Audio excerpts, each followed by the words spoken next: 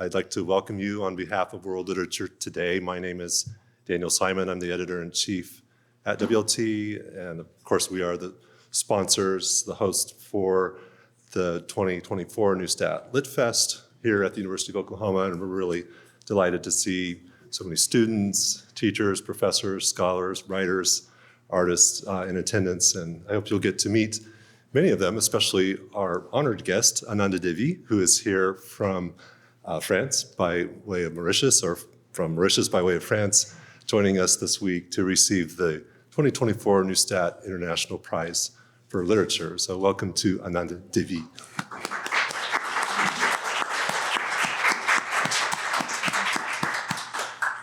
So just a program note, we'll have this conversation event from 3 to 4:15 or so, then a discussion of the film adaptation of her book, Eve Out of Her Ruins, which is called The Children of Trumaron at 4:30. And then tonight, back here in the Union down a floor in the Baird Lounge, we'll have a reception and book signing for everyone. So you can come and meet all of the writers who are on campus this week and artists and have some hors d'oeuvres and a drink and join us this evening at 7 at Baird. So with with Ananda Devi, this afternoon we have Dr. Andrea Marculescu, who is a professor of French and Francophone Studies here at the University of Oklahoma, as well as a member of the Women's and Gender Studies Department. And the two of them will be talking about gender issues in Ananda's work. So you'll have an opportunity to ask questions. They'll have, I think, an exchange with some questions between the two of them, and then there'll be also opportunities to ask Ananda specific questions about any of her works that as they relate to gender issues. So again, welcome. We will get started, and thank you again for joining us this afternoon. Thank you so much, Daniel. Welcome, bienvenue. Merci, thank you. So apparently this is not your first visit here at Oklahoma. Mm-hmm. Congratulations for this award, and thank you so much for writing such wonderful prose. One of the questions I would like to ask you concerns, and I'm sure that over the years you have received this question, is about, because I myself, I'm Eastern European, and we come with a certain luggage. We come from places that are invented, reinvented. There is a certain mystification about them, and we spent a lot of time trying to point out, to demystify them. So I'm wondering, in your novels, Port-Louis and Île Maurice are places, are not only geographical places, but are places full of personal, but also a certain colonial, decolonial interpretation. So how do you, for instance, you're reading in Eve Out of Her Ruins that one of the characters refers to Port-Louis as our lair, our playground, our battleground, our cemetery. So what does Port-Louis, by extension Mauritius, represent for you both as an expat and as a writer? Well, thank you for this question. It goes very deep into my sort of relationship with places. Well, to start with Port-Louis, I was born in a very small village in Mauritius, a tiny village, and life was very, very quiet. We were very sort of protected by the parents and the extended family. But when occasionally I would go to Port-Louis with my father, when he had some business to deal with there, I would sit in the car with a notebook and write down what I was seeing. And the city was completely different from our village life. It was teeming. It was very dusty. Not very pretty at all. We were surrounded by sugarcane fields and the sea not far. The city is really a closed-in environment, and I would see these people, very poor people, beggars, especially in the 1970s, well, 60s and 70s. Mauritius was a very, very poor country. So I would look around me and see these people who were obviously having a lot of difficulty to lead their lives and to survive, you know. It was both, it came both as a kind of shock to see so much poverty and pain, and at the same time, for me, it was a source of inspiration because it was so different from my own environment that I wrote a lot of short stories that was set in Port Louis, and my first novel was set in Port Louis, and Eve de Sidécombre is set in Port Louis. I think it took on a sort of a kind of mythical dimension in my mind. It was almost like an underworld that I was seeing, completely different from the very protected, very beautiful and colorful world in the countryside. Of course, there was poverty in the countryside as well, but it wasn't as palpable as, you know, it wasn't as visceral as what I was seeing in Port Louis. So it became not only it wasn't only Mauritius, which were my roots in writing, but also Port Louis itself, which took on it became a character, I would say, both in that first novel, Rue La Poudrière, and in Eve Out of Her Ruins. But in the quotation you read actually concerns a small part of Port Louis, which is Trou Marron, which actually is not a real place, but I have based it on real places. I didn't want to use a real place name of the kind of very, very poor neighborhoods surrounding the city, because these were people had a very negative opinion about those who were living in those areas and those neighborhoods. So I didn't want them to feel stigmatized by the way I was writing about them. So I created this place name, but it was very much borrowed from place names in Mauritius and symbolical, because in Mauritius you have many place names which has trou, which means hole, but some of them are nice, like Trou Cerf is a place which is an extinct volcano, so obviously there's a crater, and I suppose there used to be deer there, so it's called Trou Cerf, deer. Craters probably. And Trou Biche, then you have Trou Fanfaron. So a lot of it has to deal with those craters probably that existed. But when I used Trou Marron, I wanted to use the word hole in the sense of a hole in which the characters are sort of pulled into or thrown into by circumstances.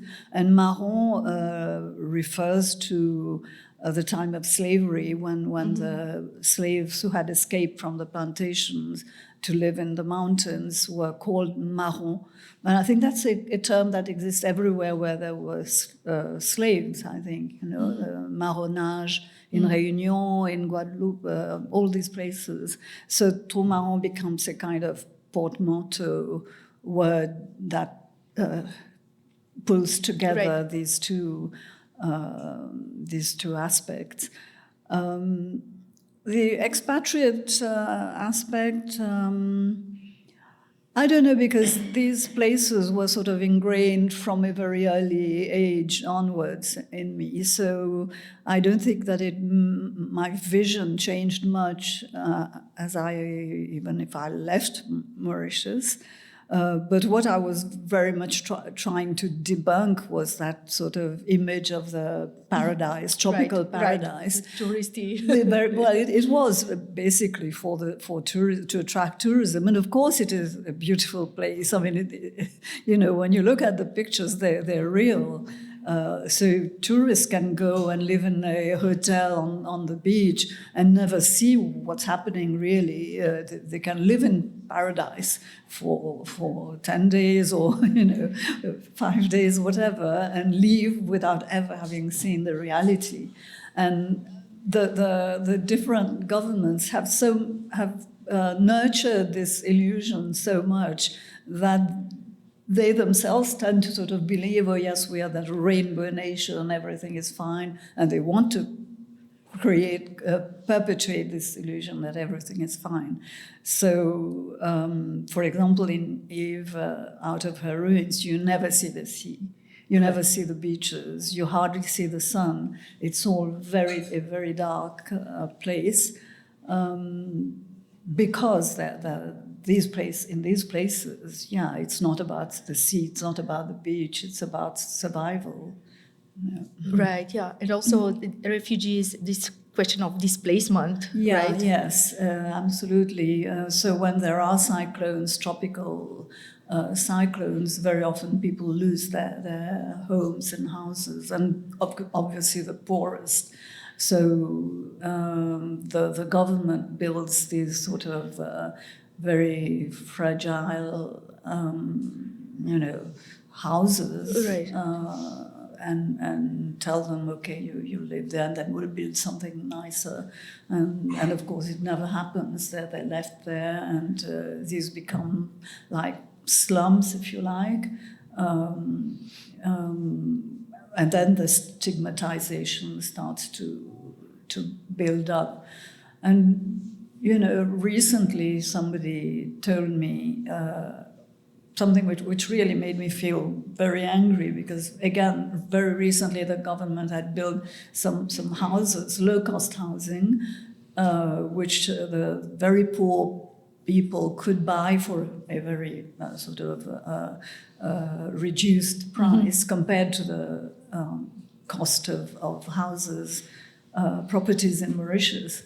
And when he called the press and had a big sort of press conference, and televisions were there and all that, and the first people who had bought these houses, when they came in, the minister told them, well, this is your house, but you must keep it clean, And that says a lot about the prejudice they have about the poor people generally, but probably a category of people, that he felt he had to tell them when they had just bought a house, you have to keep it clean. It's so contemptuous and disdainful, and to me shows something of the inhumanity of those who govern.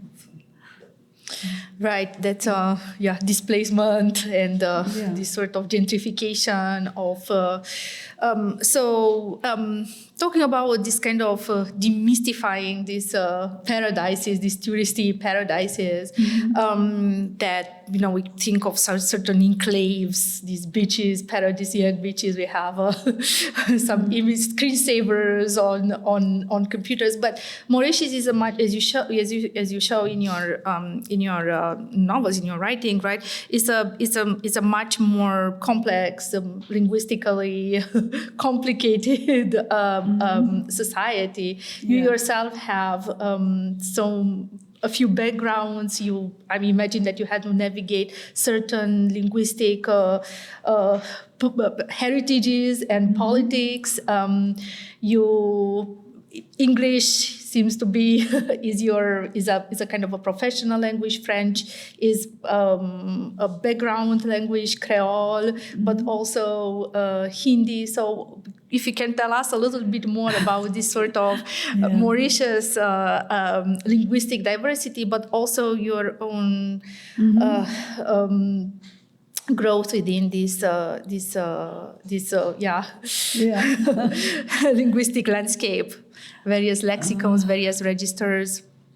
Oh yeah, because the country is, I mean, there was no indigenous population or native population, so the country is sort of constituted, the site is constituted of people coming from all over the world almost, because it was colonized, well, first by the Dutch, but they didn't stay, and then the French, who stayed and who started the cultivation of sugar canes and brought in slaves to work on the sugar cane, slaves from East Africa, and mostly Mozambique, but also from other parts of Africa and from Madagascar.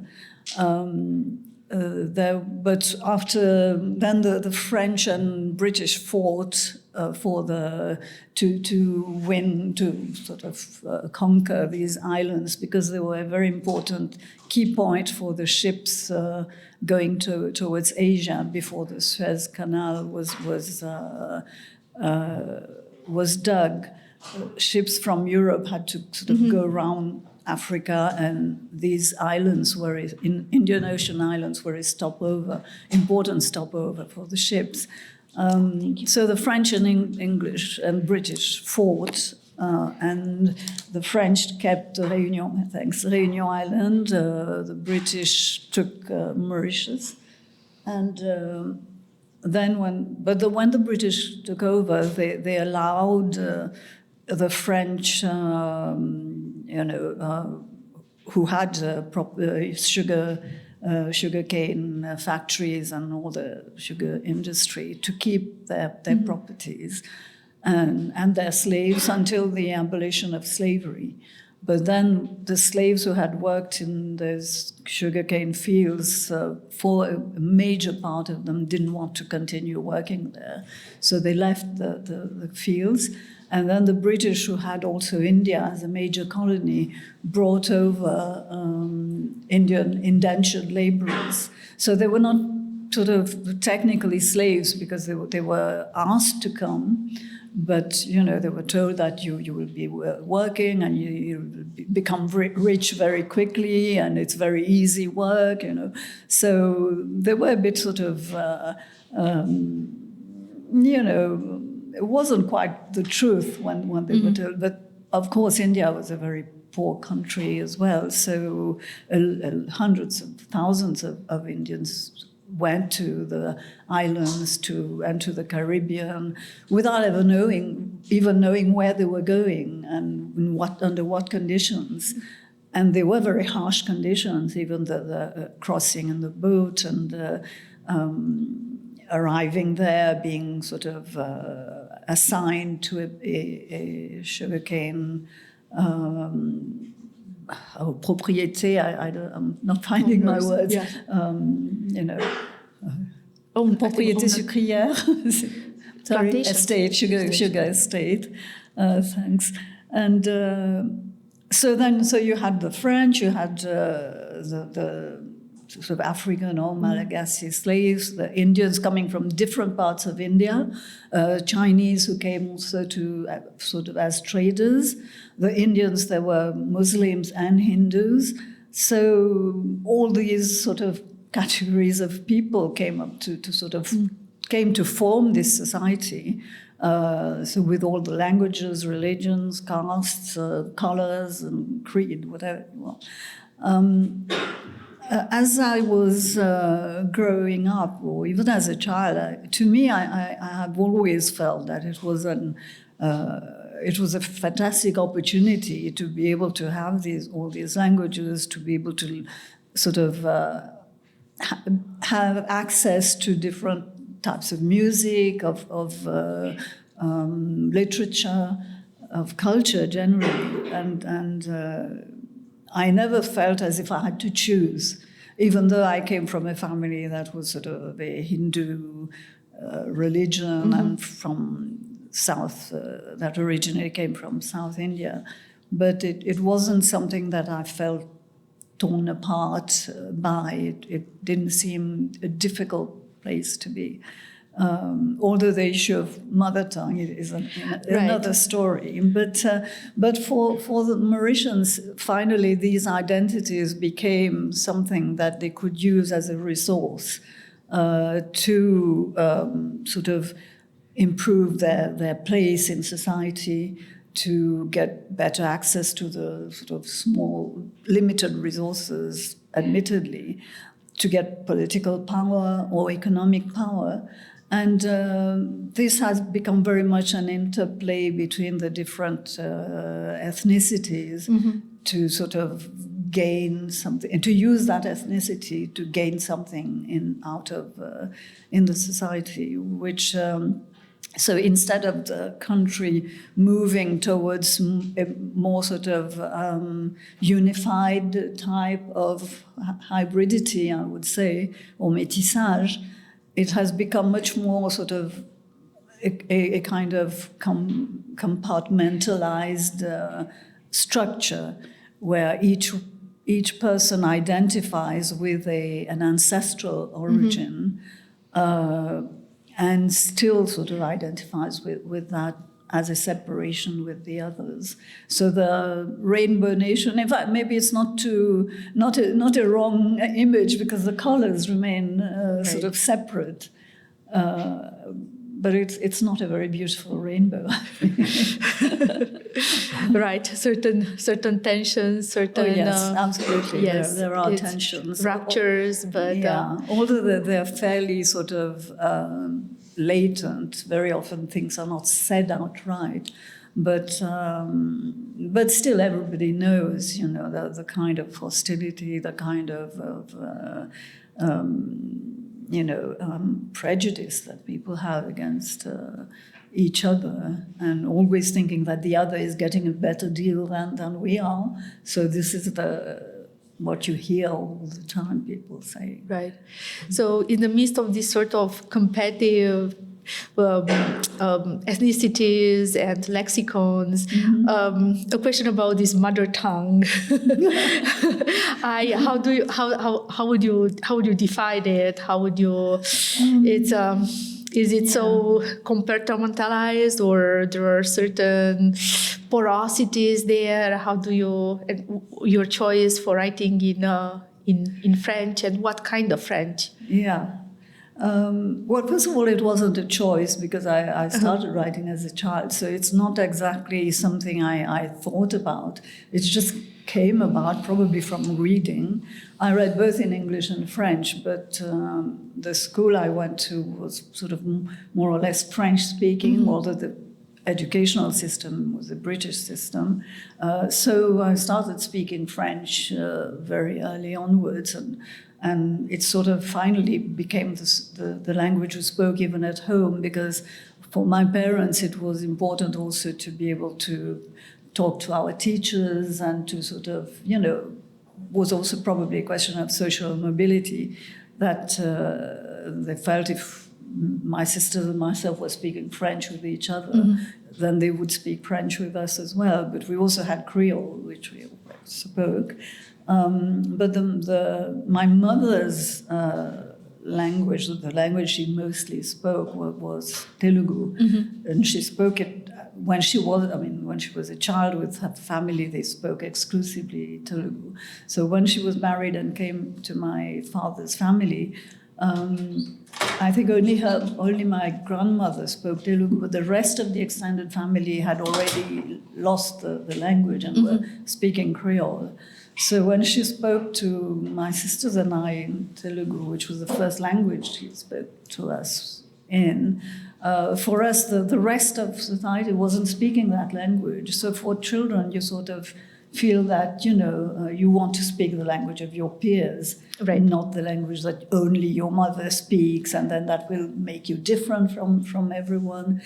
And I didn't realize then, because, when you're young, you don't think of those things, that it was probably very painful for her to see that the language was lost, because I really lost it completely. And so when she passed away, there were two regrets. One was that I had lost the language, so I would, never be able to sort of even ever say a few words to her in that language. And the other thing is that my sisters and I always planned to take my parents to South India, to the Andhra Pradesh, which was the state from which their grandparents came. And they came to see us in Europe. They went to different other places. We always sort of pushed away that idea of all of us going to Andhra Pradesh, saying we'll do it one day when we have to have enough time. We were all married with our professional careers, and then both my parents passed away without us having ever been able to take them there. So that was a major regret, and for a long time I refused invitations to go to Andhra Pradesh, although I was invited elsewhere in India. But Andhra, I didn't go until a few years ago. I accepted just for one day. I sort of thought, well, I'll try to go slowly, So, but anyway, to come back to this issue, it means that I can't say that Telugu is my mother tongue. Right. So I tend to say that it's both French and Creole, because they're both the languages I learned as a child. But at the same time, when I say that, there's always that niggling feeling that I'm, again, sort of giving pain to my mother, which is, although she's no longer here, but I think these are things you never lose, these kinds of regrets, or that, it's just part of life, but that's the way it is. Right. So a certain mother tongue that is there, which is not there, and This actually is linked to the heritage of inheritance of colonialism. Right. Because then, I'm speaking in English or I write in French. When I'm writing in French, I'm always asked the question, why do you write in French, even in France? And if I'm in India, the people talk to me in an Indian language, and I'm a bit offended because I don't speak an Indian language. So in a way, there's a kind of lack of legitimacy anywhere I am. I mean, not just me, everybody is in that situation. So it's as if you have to create your place or your space, and you don't know if you have the right to that space or to that place. So it is a difficult situation. It's not like as if we're entitled to anything, You have to sort of navigate your way to be able to find your place or to define your place. And I think it's a problem that everybody who has come from this type of historical heritage feels that legitimacy is difficult to achieve. Right. So my question is, where would you place yourself as a literary, as an author, right, within this sort of global south, but also concepts like post-colonial literature, decolonial literature, littérature monde. So categories that we feel that are restrictive, but at the same time, they function as a kind of a common denominator. So not necessarily to place people, but as what kind of polemics. I know that when it was in 2007, you were part of that Tribune Literature Monde. So if you can tell us exactly, but how would you map yourself? What would be your literary map here? What is your family of authors, and with whom you are responding directly or indirectly? With whom are you having a polemic or not? Of course, I'm not a polemical person. Yes. You can guess. But engaging with, yes. Well, when I started sort of being published, again, as I said, it was very difficult because you're coming from a country which is really on the margins of the literary world, which is in France. It's not just French; it's Parisian, and it's not just Parisian. It's a small area of Paris, which is called Saint-Germain-des-Prés, where all the publishers can be found, and they kind of dictate, who's going to be published, obviously, but who's given a voice, basically. So in the 1980s, 1990s, it was again a sort of constant, fight to be published. So first of all, I was published by very small publishers, and at that time I sort of got to know, because we were invited to the same festivals, a lot of Francophone African writers from the African continent. And there were quite a few of them who some of them later became very well known, others who struggled for a long time. But we felt that we were sort of in the same kind of category as Francophone writers, and that the establishment, whether it's the publishers, the booksellers, or the critics, were making a difference between Francophone and French by treating us a bit like sort of second-class citizens. So that in 2007, when a group of authors decided to write something, a tribune in Le Monde, the French newspaper, to sort of contest this difference between francophone et français, and to say that, there were many voices coming from the francophone countries which were being, actually having their place, having their place in the French language literature, and that, it wasn't in the interest of French literature to sort of dismiss them at all, and that, on the contrary, literature was made to sort of bring the world together. And if we start sort of dividing in such a way, then you wouldn't be able to gain all the rich heritage that comes from all these different cultures. So that tribune was sort of created a lot of polemic, because the organization of the francophonie thought that it was directed against them, whereas it wasn't really. It was about this establishment versus the margins, if you like, or the center versus the margins. And then we found that everywhere we went, people were asking us questions about this, and what we wanted was that to talk about our books, because also it was very easy for critics when they were sort of writing up an article about one of our books to focus on where we came from, and rather than on the actual content, on the style, on the writing, which we wanted to talk about. To the extent that in one of my books, there's a scene where the narrator, it's a kind of sort of nightmare scene where she's branded with a red iron, and for some kind of transgression. And a journalist asked me, well, do they brand women in Mauritius?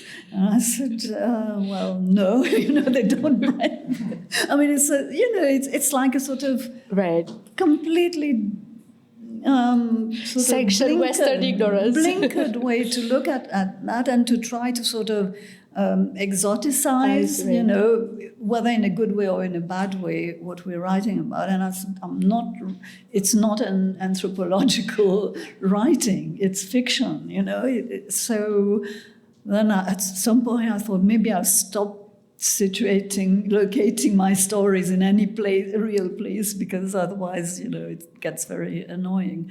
But then it's sort of the easy way out to just focus on where the person comes from.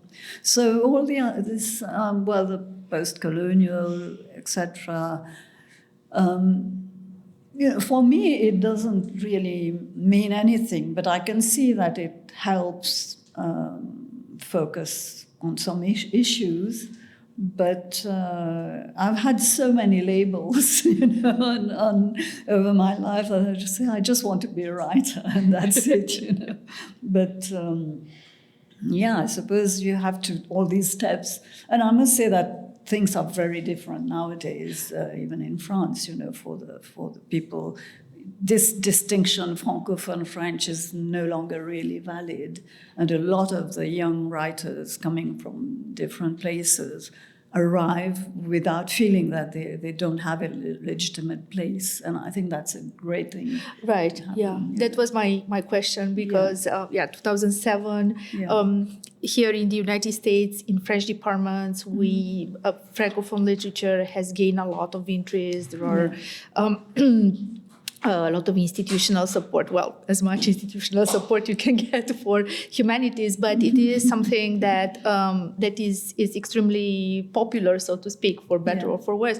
So that's why my question is, do you feel that there is a certain certain progress, as much as we don't really like this term, but what has changed since then, and is France a little bit more? I mean, this literary scene in France is a little bit more open to more. There is more acceptance. What do we see, especially given the political situation of a right-wing political party that is gaining a lot of traction? Well, actually, funnily enough, it was in the US that there was more interest for a very long time for these writings from outside France. Right. I mean, I've been invited a long time ago to US American universities who were actually studying my books, which I had no idea about, Whereas in France, it took a long time to sort of accept accept us, I should say, but it has changed a lot. And now, I mean, maybe for the past 10 years, perhaps in fact, those from outside France, I don't even know how to categorize them, are actually having probably a lot more success even than the French, the sort of French people of writers, I mean, or at least equal success, and being presented in bookshops together with all the other writers. So I think, really, maybe it was a long slog to get there, but it is there. And in 2021, a young Senegalese writer, Mohamed Bougarsar, won the Prix Goncourt, which was the most prestigious prize, French literary prize. And he was, I think, 29 when he wrote that book, and he's fabulously talented. So, and there are many others who are getting a lot of attention. So, I feel, at least this is one positive thing, is that you can see that it's going in the right way, despite all, what happens politically and etc. Right. So something a little bit about the content of your work, and maybe then we can address some questions. I was reading this poem "C'est du large," and it's a wonderful series of poems, voices, this fluidity of voice, and at one point, you write here, j'ai regardé les photos. I wrote I saw the photos. I saw the le regard ravagé. The English part. Yeah, sorry. I wanted to ask. So you said I saw that from my ordinate. Yes, but I don't know where the English is because I have the French one. So that's there. So. Yeah, if you can just read us, and then I'll ask my question. Well, I'll read it, and then I can explain what it means, basically.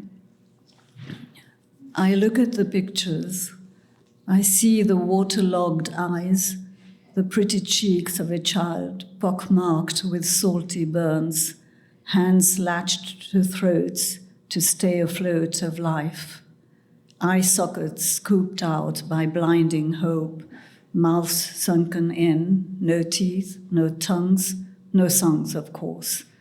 The futile fury of a baby drowning in 3 inches of water. Yes, I see all that, I do.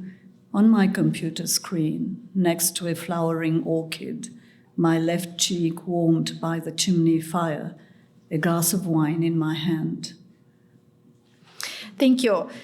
These are some powerful images, and when I read that, I had in mind this image in 2015 when the young boy, Syrian boy, Aylan Kurdi, was lying on the beach. Yeah. So how do you see yourself as a witness to this kind of horrorism, as Adriana Cavarero calls this kind of serene horror, is the body of a child who is lying dead there on the beach, and at the same time he seems like sleeping. I mean, it's very Rambo, right? But at the same time, how do you feel? How do you see yourself as a witness, like this? J'ai vu.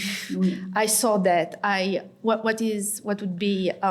Well, I need to put it in context because the idea of these poems actually came from a request from a poet friend who asked several other writers to write a letter to Aylan, who was that child who died on a beach of Turkey, and whose photograph went round the world. Mm-hmm. And he asked us to write a letter to him for a literary magazine. And I tried many times, and I found I couldn't. I felt that it was sort of like usurping a place that wasn't mine, that sort of using a tragedy that wasn't, that I hadn't lived through. And as I was thinking that, I thought it was also, but it's you do need to make it known, to talk about it. So maybe writers or poets can be a kind of bridge between those tragedies and people who might not stop to think about it. So you see the picture and then you turn the page or change your screen or whatever. And you forget about them very quickly. Whereas when you write about them, people have to sort of stay for a while with them. And then I started writing these poems, but in the middle I stopped again and I thought, I'm again talking about these tragedies and I'm producing an aesthetic piece of work also from real life tragedies, real life sacrifices and deaths. So this is why I wrote this poem, because I was sitting in front of my computer and exactly as I described and looking at these images, but they were behind the screen, and who was I to say I saw them? I didn't see them, but I'm trying to imagine them, but at the same time saying I'm not saying that I'm suffering with them. Mm-hmm. I'm trying to sort of be a bridge, and that's all. A transmitter perhaps, but that's all. Right. I mean, you still believe them to be human, right? So how exactly qualify this vulnerability, right? Who is qualified as human and who is not qualified as human here? Yeah. So there's even one poem where I take the other point of view. I mean, I take the other voice saying, "Oh yes, refugees are human beings, but if they come and knock on your door, will you open your door to them?" And sort of taking the other point of view to say, how they see the issue, which is obviously very, very difficult. Right. So another Eve is also such a powerful character. This female marginality, this sort of, I wouldn't call it necessarily deviance, but this form of oppression, trauma. How do you how do you position yourself towards these difficult topics and these negative emotions that they generate? I don't know. I think I've always written like that because, as I said, when I was looking at these people as a child in Port Louis, they really sort of, troubled me enormously to see the disparity, but also the fact that nobody saw them, And I've sort of almost instinctively gone towards people on the margins, people who are not heard, who are not seen, and trying to put myself in their skin, if you like, to try to bring across, to sort of fill that void between those who have everything and who prefer to ignore what is happening around them. But yeah, and I think literature shouldn't be afraid of these issues and not be afraid of showing the darkness and the harsh situations and harsh and also the monstrous natures of people as well. And because it's part of all of us somewhere. We're all in a way in the same. We have a capacity for great generosity, but also for extreme sort of narrow-mindedness or even violence. So if we don't explore it, then we'll never understand where it comes from. So I think this is important to be able because at least books, literature, the person who reads is in a way in a pact with the book or with the writer and has to stay with those characters at least for 2 hours or a week or however much. So they have to, for that short period of time, become these characters and try to see them from the inside. So that, which is not an experience that you gain elsewhere.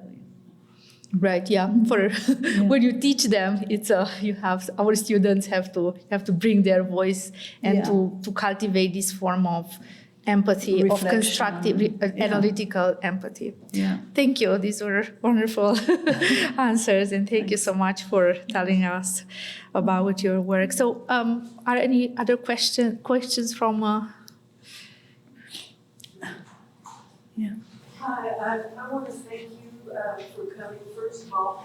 And I had planned on talking to you about I was so interested in the movie. What struck me, the point was what defines family now. Because I wouldn't let, the girls see the court because only family could do that. But it was very interesting what you said about language. My experience, I came from Germany. The first time I came to the States was 5 years old. My mother married an American GI because she was Marshall Plan. But the thing was, everybody was always saying, oh, look at her, look at Bessie. She can talk to her Oma and she can talk to her dad. And I was translating for everyone. And when I was 5, it was time to go to the States. And at the airport, my parents said, you can never speak German again. Oh. Because, I was bold enough to inquire why. And they said, because in the United States, they don't speak German, and they will, we have a term, laugh you out, auslachen. They will laugh and be stupid. And I have learned it, but the tearing of my heart of that, and we do have very unique dialects in Germany, we did. And then years later, I have one of my great friends. She was a full-blooded Ponca lady, and she told me one night that she was sitting in her living room with her parents, her sister and a brother, and 2 men came in and took all the children and they never saw their brother again. And whenever they spoke Ponca, they got their mouths washed out with soap. And you know, that language, and we are losing it more and more. When I write in German, I find that more and more my words are anglicized, you know. And this is what I'm worried, you know, we don't have accents and, you know, can't say, oh, y'all talk funny, or, you know, but it's very interesting what's happening with language. And I'm sorry, I'm rambling on. My soapbox is, I'll put it down. And thank you for coming, and I'm so glad Neustadt is here again. I've always enjoyed it. Thank you.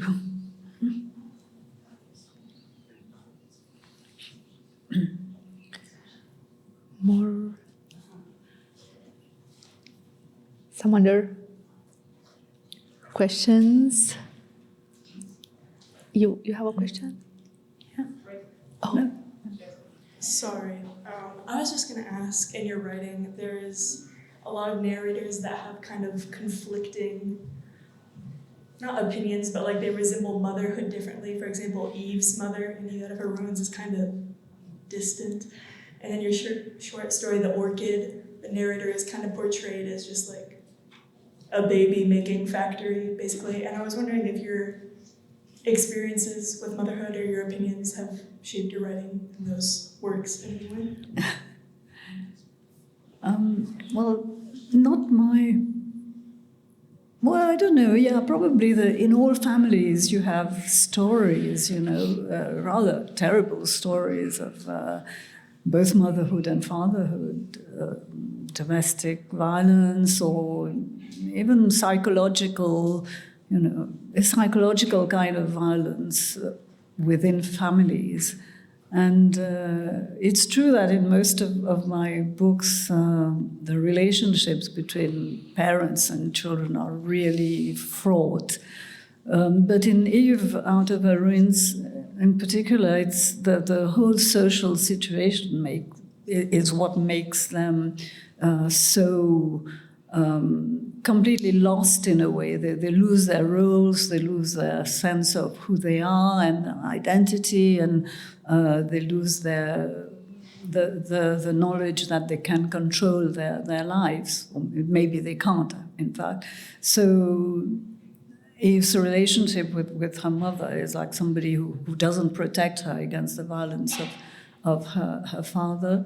But in the end, there's a moment where they come together, which is very, to me, very powerful, because they come from such opposite places, and then there's one moment where they join, which I think makes it more important in the story, that these two women come together at some point. And The Orchid is actually a story I got from someone I knew, and she did have 10 children, and you know, and that's, well, I sort of obviously fictionalized it, but she kept thinking of that one girl she lost, and I thought it was a very sort of touching and poignant story of somebody, again, a story of migration, and she comes and arrives with her husband in France, dreaming all sorts of dreams. And then her husband has to work very hard, and then she gets one child after another, after another, after another, and she's just, that's all she does, you know, is feeding and changing, and there's, well, I won't tell the story, but something happens to sort of give her maybe a different sense of who she is when she loses that little girl. So yeah, there are stories of human stories, if you like, but that I tend to push further, so that, well, this is the way I write, is to go as far as I can, and sometimes further than I should, to be able to create a world that's both real, but at the same time that says where we could go if we let ourselves follow a certain road. And I think this is important too.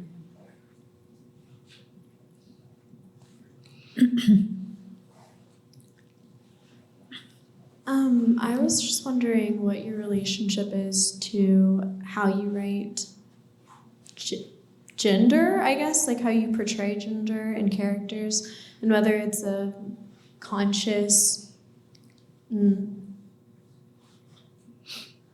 opinions you have about that you're trying to portray, that you're trying to get across about gender, or if it's more nebulous.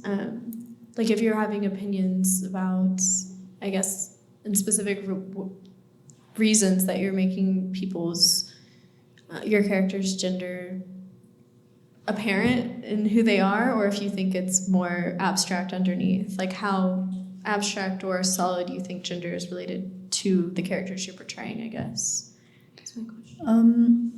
I think it came about almost, I would say perhaps organically as I wrote different books. And perhaps in Eve Out of Her Ruins, it comes about because Eve has been exposed to so much violence from men that the person she turns towards is another woman, and she is the one from whom she receives a kind of generous love that's not possessive, that doesn't take anything from her, on the contrary, that wants to give her something. And in that context, for Eve, it's almost impossible to think about loving another man, you know. So there's almost an attraction that's natural between the two girls, and then they talk about the poetry of women's bodies and the women's love, and I think that's the moment where she finds a kind of consolation, which is not available elsewhere. But in another book where this came out very much was in Indian Tango. I don't think anybody will have read it here, but when I first... it's going to be a spoiler, so those who haven't read it, you better, you know, it's a big spoiler, sorry about that. I first wrote that book, which is set in India, and I wanted to write a story of transgression, but at an age, the main character is more than 50 years old, and it's at an age where you don't think of transgression, and she's in an Indian family, very orthodox, very traditional. And when she's sort of reaching menopause, her mother-in-law tells her, well, it's time to go on a pilgrimage to sort of say goodbye to your femininity. You know, now you'll become a kind of sexless being. You know, it's understood that you'll become sexless. And she starts thinking about it and finds it, you know, very strange that she has to do that. But she wouldn't, in principle, have gone against it, until she meets someone else who actually falls in love with her and who sort of sparks desire once more in her, you know, physical, sexual desire. So I wrote the first version with the other character being a man, and then I finished it and I thought, I mean, it seemed very flat to me. I didn't like the story. I thought it was a bit banal. And I just left it and I wrote another book. And then I came back to it. And suddenly it came to me that this other character wasn't a man and it was a woman. But you wouldn't know until the end that it's a woman. Because in the chapters describing this character, I'll say it's in the first person narration. So when she says I am, etc., you don't know whether it's a man or a woman.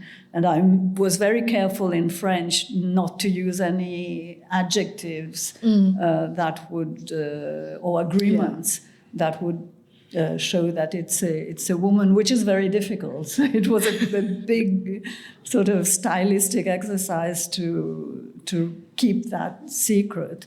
And sorry, I know there's one who is reading it now, but I'm sorry. Spoiler alert. And it's amazing how many readers read it as being a man. I mean, took it as for granted that it was a man, and then they arrived at page, I think it was 245. That's where the first feminine agreement occurs. And they say, oh, that's a typo. And then they read on and then say, well, did I miss something? And it's sort of, you know, the reactions I got. We had to go back and read it and see whether they really missed something. And it was both, you know, a sort of playful sort of way of addressing the reader, but then the transgression becomes, well, translation between quotes, the change in her, becomes even more immense because on one hand she's, I'm getting too excited about this. On the one hand, she is being asked to give up her femininity, and on the other, she's rediscovering her body, her femininity through another woman. So, you know, it really opened up the story, the book, completely. I mean, just changing the gender of one character. So, and really, I love this book because I think it says a lot about the sort of naturalness of you know, whatever kind of love you feel or physical attraction. It's completely natural. You know, I don't see how you can fight against it. That's interesting. The stylistic, indeed, that's a very difficult effort, right? Yeah. Because le masculin emporte toujours sur le féminin, so we always have to make the agreement, right? But I'm wondering, in terms of this inclusive French, right? Mm-hmm. So which created a lot of polemics among especially the more conservative French intelligentsia. Mm-hmm. How do you see a novel written in this kind of a French that sort of does not respect agreement, that you know, especially if you have a sort of a yes, the agreements are not there, and gender is fluid, right? How do we how do we do this with the dot in between? I would find it very difficult to write with that because I would have to stop all the time to think. And if you're writing, you want to sort of it to be a flow. So if I had to stop to think about how I am writing something, or I would have to correct it afterwards, but it would be very artificial, which I don't want writing to be. On the other hand, the sort of dominance of the masculine and feminine, I think that can be changed fairly easily. If you say un homme et une femme sont partis, if you write parti in the feminine, I think it should be accepted because there's un homme et une femme. In principle, you should write parti without an e, but they could sort of loosen up the grammar to accept that. But nowadays in France, you don't say écrivain, you say écrivaine or autrice for a woman writer. So they try to sort of feminize those some words. But it's a long path. You know, it's not an easy way ahead. You know. Right, especially to sort of polemicize against these very rigid institutions. Yeah, and there's also a sort of going backwards, and you know, even here in the US, you go backwards on abortion rights, for example, or on books, which books should be read and which shouldn't. And when you think you've made a headway, especially for women, you sort of see that in some places you're going back, and that's very difficult to see. You know.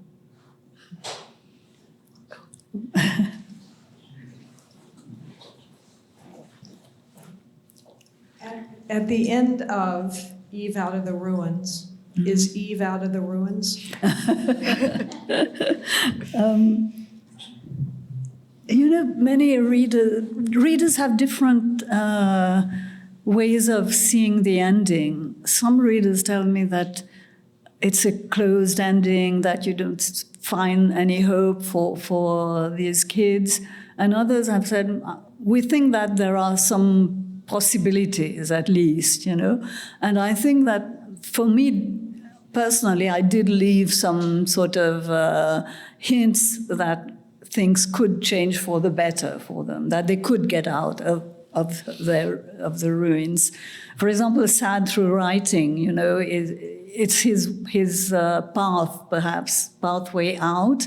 Eve, I think, well, to take a very concrete situation, she's just killed her teacher, but she's only 17, and he's raped her in a way, you know, technically he's raped her, and he's responsible for the murder of Savita. So we can believe that there will be extenuating circumstances for her.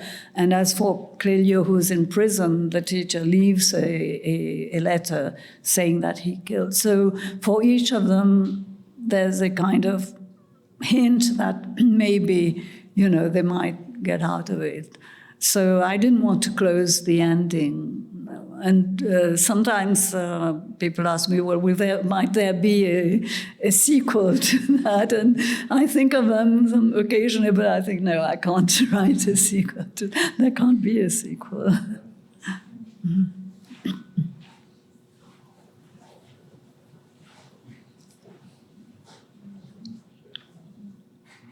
I was curious about what you were saying earlier about, you know, reading forcing people to be trapped with the characters and with the people, and kind of how you do all of these multi-perspectives that kind of make you feel empathy for people, even as they do these vile things. You know, you think about like Sad and Eve Out of Her Ruins or In the Living Days, both perspectives, you feel empathy for them even as they exploit each other. So I was kind of curious if you're like, your idea of trapping people with characters, if your idea is that kind of ambiguous morality and that empathy that you feel for them. I was just curious about that. I think you're talking about the ambiguity of these different characters, that even if they have a very negative sort of attitude or way of behaving, that you still can find a way of understanding them. And I think this is an important issue. And it's never black and white, you know, so everybody is so many people at once, you know, we have so many different faces.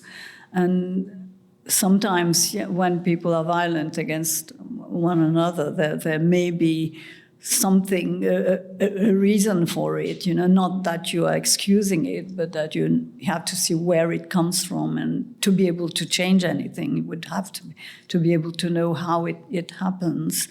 In my last novel, The Day of the Chameleons, you have 4 main characters, and at the beginning you feel that one is really negative, he's really violent, he's a gang leader, and you don't see any kind of sort of redemption for him. And the other 2 characters, as a man and a woman, you immediately sort of empathize with them. And then as the story goes on, things change completely. And the 2 characters with whom you empathize take a decision that's really terrifying and terrible. And sort of it turns the reader's maybe preconceptions on their head. And the guy who's the violent one, in the end, will sort of find redemption. And again, this is important because otherwise we tend to judge people very, very quickly, very easily, without even trying to know, you know, who they are or what really has caused them to behave that way. So, I mean, it was like the question you were asking today about that man in Le Saint-River. Even though he's misogynistic, he's pretty monstrous. But there are moments where you sort of almost understand, you know, where he's coming from. This is part of the complexity of humanity that I want to sort of touch in a way when I'm writing. I think we have our next, what time is the next It's one? I think we have 4:30? time for one question. Okay. As you're talking a lot about language, it's kind of reminding me of the idea that each language has its own sayings and its own wordplay. So how do you see that playing out in your writing, and especially with like things being lost in translation in your writing, and how that affects people's interpretation of your ideas? Yeah, in all translations, I think, even the best, there's always some little thing that gets lost, because